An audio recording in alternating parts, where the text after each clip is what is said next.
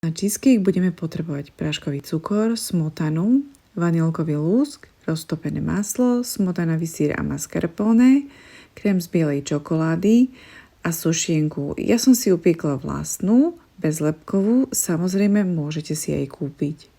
Ako prvé si vychladnutú sušienku nalámeme na malé kúsky a rozmixujeme s rozpusteným maslom. Vznikne nám hmota, ktorú vysypeme do pripravenej tortovej formy. Naša forma má 22 cm na šírku. Hmotu poriadne pritlačíme, vyplníme celé dno aj okraje a dáme chladiť približne na 1 hodinu do chladničky. Kým sa nám korpus chladí, zatiaľ si vyšľaháme smotanu do tuha a môžeme ju dať bokom. Do veľkej misky dáme poriadne vychladený smotanový syr, mascarpone, vanilkový lúsk a práškový cukor. Všetky suroviny poriadne premiešame, aby sa nám pekne spojili. V ďalšom kroku pridáme krém z bielej čokolády a znovu poriadne premiešame. Miešame tak dlho, až kým nevznikne hladký jednotný krém. Na textúre krému môžete vidieť, ako sa suroviny dokonale prepojili.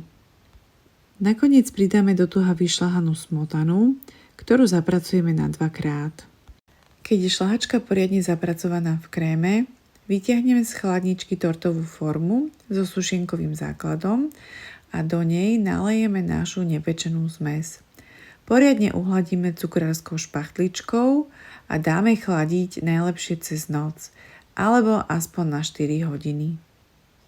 Keď je náš cheesecake poriadne vychladený, rozpustíme si krém z bielej čokolády, tak aby mal tekutú konzistenciu a vylejeme ho na vrch, aby bol rovnomerne pokrytý.